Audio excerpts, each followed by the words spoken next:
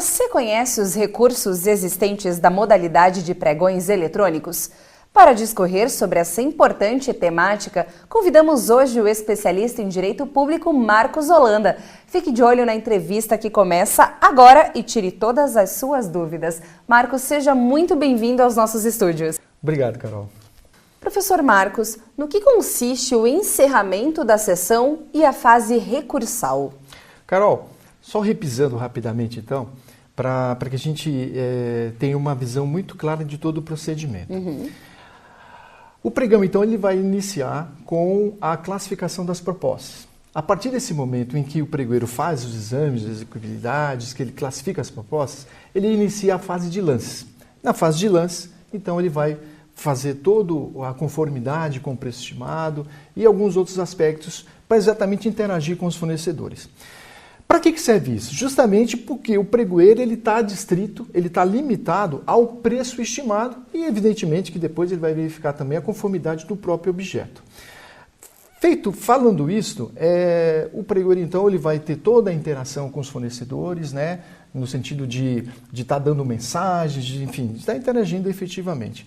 Ao final dessa análise que ele vai fazer, ele vai chegar à conclusão, então, de que aquele preço, aquele produto está dentro dos critérios de aceitabilidade. Pois então ele vai fazer essa aceitabilidade para o vencedor. Posteriormente, ele vai fazer algum tipo de verificação, como por exemplo, verificar se o produto efetivamente ofertado é aquele realmente exigido no termo de referência que nós tratamos atrás. Feito essa análise, ele então vai passar a fazer uma espécie de verificação das exigências habilitatórias, quais sejam a habilitação fiscal, jurídica, econômica, técnica, enfim, tudo isso ele vai fazer antes do encerramento exatamente da sessão. Feito isso, esse juízo, ele verificando que realmente a empresa possui habilitação jurídica, o produto está em conformidade, o preço está estimado dentro daquilo que a administração avalizou como aceitável, ele vai fazer o encerramento da sessão pública, que vai consistir exatamente no próximo passo da fase de recurso. O encerramento da sessão, então, consiste nesse momento em que o pregoeiro vai atribuir, então, no seu primeiro juízo preliminar, de que o objeto atende às exigências que estão feitas e estabelecidas no termo de referência. Então, ele encerra esta fase de lances, então, encerrar a sessão, e começa a fase de recurso. A fase de recurso vai ser exatamente o quê? Ele vai estabelecer um tempo, que pode ser entre 20 minutos e até 72 horas, para que aqueles eventuais licitantes que, enfim, não estão conformados, possam fazer o manejo do recurso, que nós vamos falar adiante. E o que vai consistir nisso? Esse gestor, o pregoeiro, ele vai fazer, então, o exame dos pressupostos para aceitação do recurso e ele vai conceder os prazos. Vale dizer, ele vai dar 3 dias úteis, aliás, 3 dias corridos para que aquele que manejou a intenção de recurso apresente as suas razões, mais 3 dias para contra-razões e 5 dias para a autoridade administrativa decidir. Nesse momento, sai da esfera do pregoeiro a decisão quanto à adjudicação ou não do objeto. Certo. E quais são as conclusões, Marcos, quanto a essa fase recursal?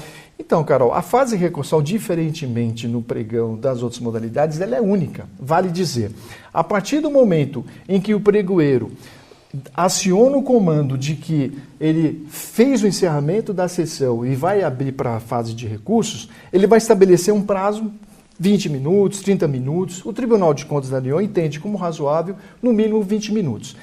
Esse vai ser um prazo decadencial, vale dizer, se aquelas partes que eventualmente tenham pretensão de surgir contra a decisão do pregoeiro, é naquele momento em que eles vão fazer exatamente as suas manifestações. Ela não é necessariamente, você precisa dizer todos os elementos que vão compor o teu recurso, mas ela precisa ser manifestada sob pena de decadência. E quais são, Marcos, os pressupostos recursais? Carol, normalmente, quando você não tem satisfeita aquilo que você deseja, há um sentimento eu acho que por parte de qualquer pessoa, é da natureza humana, de você se insurgir. Mas é preciso que essa insurgência ela tenha pertinência.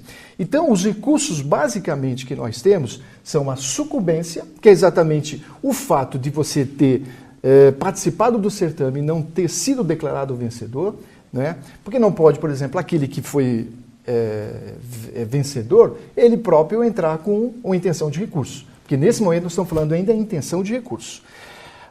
Tempestividade, vale dizer, esse prazo que o pregoeiro aciona, de 20, 30 minutos, a parte insurgente tem que manifestar. Olha, eu desejo que seja aceita a minha intenção de recurso por essa e essa razão. Pode versar sobre questões de habilitação, sobre o próprio produto, e aí nós temos então a tempestividade, nós temos a legitimidade e a própria motivação, porque não basta apenas o fornecedor que se sente, que está resignado com o fato dele não ter sido vencedor, ele simplesmente fala assim, eu estou manifestando a minha intenção de recorrer porque eu não concordo.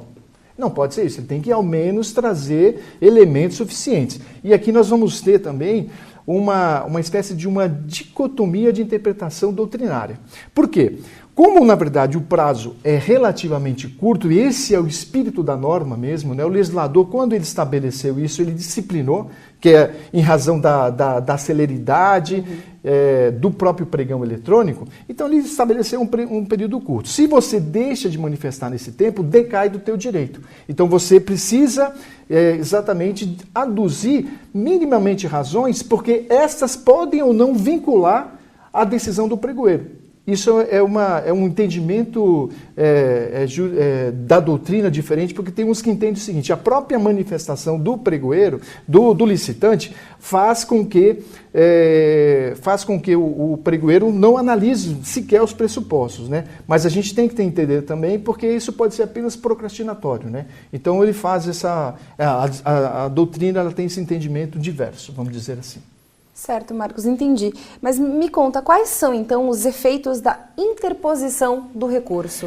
Então, Carol, o maior efeito que tem vai ser a suspensão da adjudicação do objeto. Vale dizer, como nós falamos anteriormente, após, então, o encerramento da fase da sessão pública, o pregoeiro vai disponibilizar no espaço próprio, se a gente estiver falando de pregão eletrônico, um prazo de 3 dias para que aquela parte que manifestou a intenção de recorrer apresente as suas razões. Além disso, todos aqueles potenciais interessados podem apresentar suas contrarrazões e nós teremos mais 5 dias para a autoridade administrativa decidir. Portanto, nesse período entre a manifestação da intenção de recurso até a decisão da autoridade administrativa, o processo vai estar suspenso, não tendo nenhuma eficácia. E agora é importante dizer também que no pregão presencial ele trata de modo diverso, mas evidentemente que esse não é espírito, essa norma deve ser considerada inconstitucional. Marcos, pode haver a reconsideração de um recurso? Pode. Carol, como nós falamos ali, no momento em que, por exemplo, que o pregoeiro, ele está fazendo as interações, mas muitas vezes ele pode ter, naquele sentido de tentar otimizar o quanto possível o encerramento da sessão pública, ele pode ter, por exemplo, feito a habilitação jurídica, vale dizer, verificado a questão de regularidade fiscal de da proponente que foi vencedora, e ele não verificou que aquela empresa não possuía regularidade fiscal. Então é o que a gente chama de juízo de retratação. Vale dizer, o próprio pregoeiro reconhece então que ele errou e aí ele vai fazer o reconhecimento então da aceitação do recurso da parte e vai voltar a essa fase dizendo, olha, eu realmente errei, então pode haver sim. Tá certo, Marcos. Muito obrigada pelas suas dicas e informações. Obrigado, Carol.